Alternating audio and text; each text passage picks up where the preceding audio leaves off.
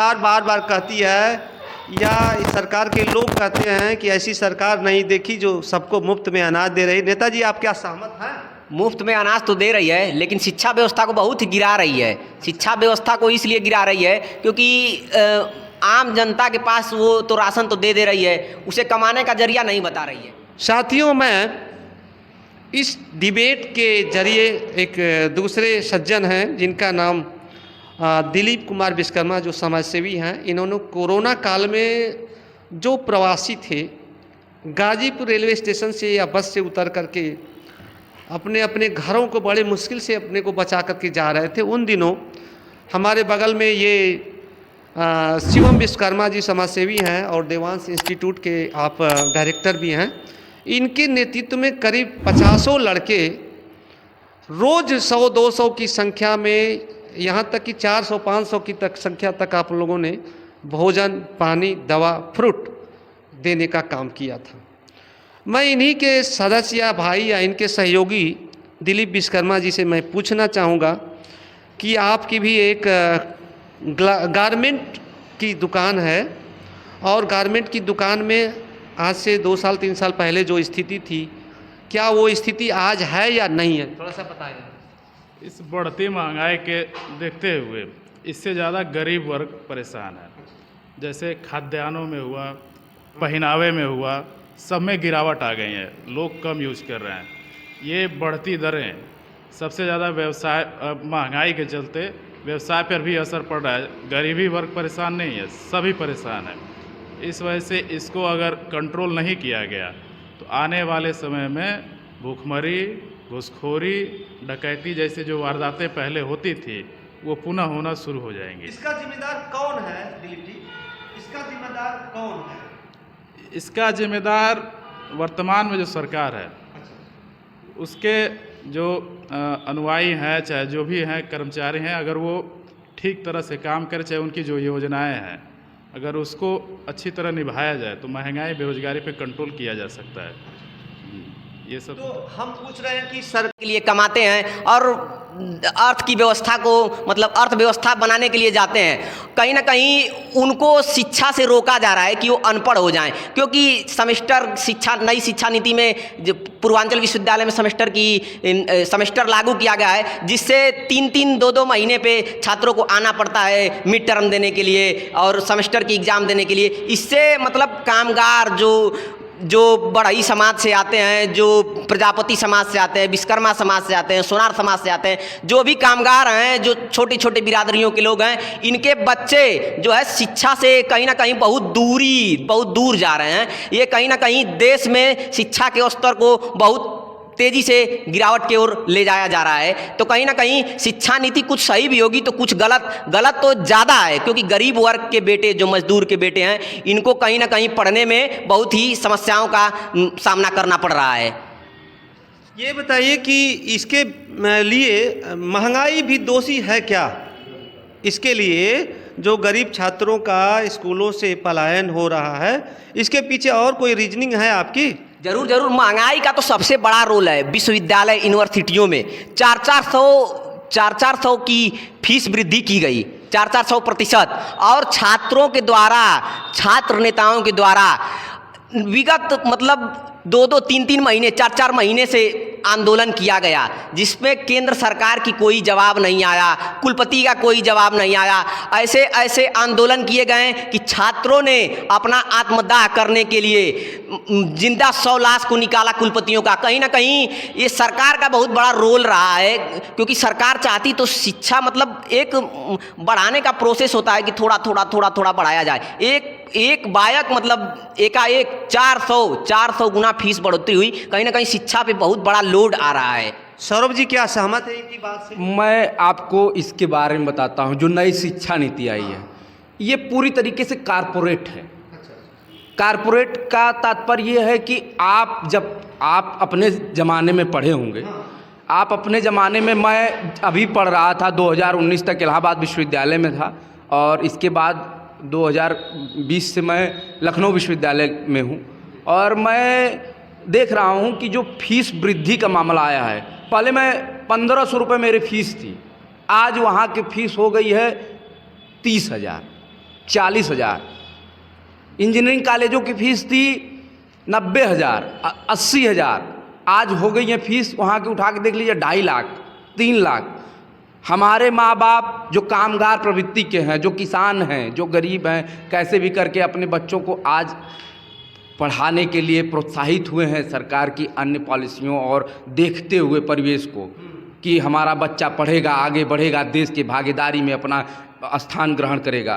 तो ये कहीं ना कहीं हमको, दलित पिछड़ों को, माइनॉरिटी को, एससी को, ये कहीं फिर से कमज़ोर करने की पॉलिसी है ये सरकार की, केंद्र सरकार की, ख़ास तौर से स्टेट गवर्नमेंट और केंद्र सरकार एक ही है, बीजेपी गवर्नमेंट की। ये पूरी तरीके से ये कॉरपोरेट हैं, ये बिजनेस करने आए हैं, देश को लूटने आए हैं। तमाम कंपनियां देख लीजिए, भारतीय जो भारत की सरकार, भारत सरकार चलाती थी, उन्हें इन्होंने बेच दिया, प्राइवेट कर दिया, रेलवे तक, या सब तमाम कंपनियों को। तो ये 1500 रुपये में अगर मेरे पिताजी 1.5 लाख देने के लिए, और क्या इसमें क्या और क्या शिक्षा नीति में कि साहब आपको मैं फेलोशिप दूंगा, मैं स्कॉलरशिप दूंगा।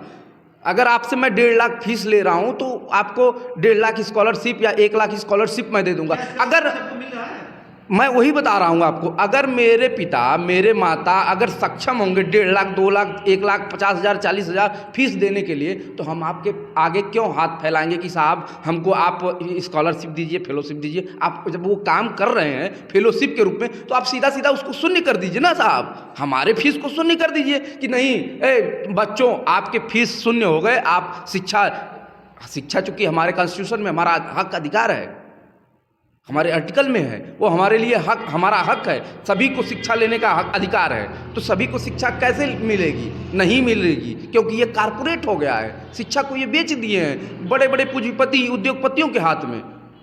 हमारे अगर माता पिता, कामगारों के माता पिता, किसान अगर वो सक्षम होगा तो आपके आगे क्यों हाथ फैलाएगा, मुझे फिर उच्च शिक्षा दिलाएगा। लेकिन ये शिक्षा से वंचित करने के लिए लोहार, कामगार जो अपने आप को इस कदर इस्टेब्लिश करके, जो बीच में जो दौर था, जो 2000 से या कह सके 1995 या 1990 से जो ये 2020 तक का जो दौर था, इसमें जो ओबीसी, एससी, माइनॉरिटी के लोग का जो स्तर ऊपर हुआ था, इसको ये लोग सोच रहे हैं कि कैसे इनको कोलैप्स करें, इनकी रोजगार को कैसे कोलैप्स करें, इनको कैसे फिर से गुलाम बनाएं, और इस कदर गुलाम बनाएं कि फिर इनको सुधरने में 100 साल लग जाए। तो ये कारपोरेट और मनुवादी विचारधारा के लोग हैं जो हम पे थोपना चाहते हैं, हमें अपना गुलाम बनाना चाहते हैं। हमारे तमाम सभी जातियों से मैं आगाह करना चाहता हूं कि खबरदार हो जाओ सभी नौजवान साथियों, दलित पिछड़ों, माइनॉरिटी, एससी के लोग, लोहार, कुर्मी के, पटेल, कुशवाहा, मौर्य, बिंदमल्ला, कुम्हार के लड़के, बच्चे, नौजवान, बूढ़े, महिलाएं, सब इस उन्मादी सरकार से खबरदार हो जाओ। ये तुम्हारा हक बेच देगी, संविधान बेच देगी और तुम्हें फिर से गुलाम बना देगी। उसी दिशा में ले जाने का काम कर रही है बीजेपी गवर्नमेंट और ये इनकी पॉलिसी। बहुत अच्छा आपने वक्तव्य दिया। ये थे सौरभ कुमार विश्वकर्मा जी, छात्र नेता, प्रदेश सचिव, समाजवादी पार्टी, पिछड़ा वर्ग। और अभी प्रवीण विश्वकर्मा से भी सुना हमने नई शिक्षा नीति के बारे में, इन्होंने 2 टूक कहा है कि एससी, एसटी, ओबीसी, और अभी सौरभ कुमार विश्वकर्मा जी ने बताया कि प्लानिंग क्या चल रही है। और महंगाई के ऊपर अभी दिलीप कुमार विश्वकर्मा जी ने बताया कि जो पहले की स्थिति थी उससे बद से बदतर होती जा रही है, और जो पलायन हो रहा है विद्यार्थियों का या लोअर कास्ट के लोगों को, उसके पीछे इन्होंने बताया कि गवर्नमेंट की पॉलिसी उसके पीछे रन कर रही है। मैं चाहूँगा कि मीडिया के माध्यम से कि सरकार ये जो जेन्युइन मामले हैं, जो छोटी छोटी जातियों के अधिकार हैं, और शिक्षा तो मौलिक अधिकार हमारे संविधान में दिया गया है, कम से कम शिक्षा तो सुरक्षित रहे, सब पढ़े सब बढ़े, तभी आपकी जो कानून है वो कारगर होगी। साथ ही आपका जो नारा है सबका साथ सबका विकास, और तभी फलीभूत होगा, तभी यह देश आगे बढ़ेगा। इसी के साथ मैं हूँ राघव शर्मा रमन। जय घोष यूट्यूब चैनल से आप इन विचारों को सुनने के लिए इस चैनल के वीडियो को अधिक से अधिक लाइक करें, सब्सक्राइब करें, अपने ग्रुप में शेयर करें। धन्यवाद। वर्तमान में तो छात्र नेता ही हैं, पीजी कॉलेज गाजीपुर के छात्र नेता हैं प्रवीण विश्वकर्मा जी सामने बैठे हुए हैं, और इनका बहुत रोल रहता है छात्रों की जेन्युइन मांगों के प्रति। बड़े सजग रहते हैं, दिन भर शहर में घूमते हैं, कोई सामाजिक समस्या है तो उसमें भागीदारी करते हैं। तो मैं आपसे गाजीपुर की शिक्षा, महंगाई और भी जो छात्रों की समस्याएं हैं, क्या ग्रोथ हुआ है, क्या जो है गिरावट आई है, उस पर मैं आपसे पूछता हूं प्रवीण कुमार विश्वकर्मा जी। सबसे पहले तो मैं यही कहूँगा कि भारत सरकार के द्वारा दिखाया गया कि गाजीपुर शिक्षा के मायने में, उच्च शिक्षा के मायने में पूरे प्रदेश में प्रथम स्थान हासिल किया है। लेकिन कहीं ना कहीं गाजीपुर के युवाओं के लिए और प्रदेश के युवाओं के लिए स्टडी हब गाजीपुर ने नहीं दिया। एक विश्वविद्यालय का निर्माण गाजीपुर में बहुत अति आवश्यक है। ये सालों सालों से छात्र नेताओं की, छात्र छात्राओं की आम समस्या रही है, जिस पे छात्र नेताओं ने बड़े बड़े आंदोलन किए। 400 लोगों के द्वारा धरना दिया गया और कहीं ना कहीं समाजवादी पार्टी की सरकार रही तो उस सरकार में लोगों ने लाठियां तक खाएं और 400 लोगों ने जेल की यातनाएं भी झेले। कहीं ना कहीं हमारे गाजीपुर के जनप्रतिनिधियों का इस विश्वविद्यालय न बनने में बहुत बड़ा योगदान रहा है, क्योंकि उस समय 6-6, 7-7 मंत्री रहे हैं और चाहे होते तो बखूबी तरह से इस गाजीपुर जनपद के लिए एक विश्वविद्यालय, जो राज्य स्तरीय विश्वविद्यालय होता है, उसको यहाँ दे सकते थे। तमाम यहाँ ज़मीनें थी, ज़मीन की लोग कहते हैं कि ज़मीन आवंटित नहीं हो पाएगी। सरकार के पास तमाम ज़मीनें हैं, सरकार के पास पैसे भी हैं जो किसानों को दे सकती है और किसान शिक्षा के लिए तो तुरंत दे देगा ज़मीन। वो अपना हल चलाकर देश के लिए अनाज उगाता है तो वो तो चाहेगा ही कि हमारे बेटे और हमारी बेटियां कम पैसे में और अच्छी शिक्षा को ले सकें। कहीं ना कहीं उनकी बेटियां रोटी बनाती हैं और रोटी बनाकर उच्च शिक्षा ग्रहण करने के लिए गाजीपुर में अगर विश्वविद्यालय होता तो अच्छी शिक्षा के लिए वो 9 बजे सुबह 7 बजे 8 बजे तक खाना देती हैं अपने माँ बाप को और उसके बाद उच्च शिक्षा के लिए विश्वविद्यालय में जाती हैं और शिक्षा भी ग्रहण करती हैं। और जैसे गृहिणी जो कार्य होता है, सारी कार्यों को समेट कर चलती साथ लेकर। ये सारी चीज़ें हैं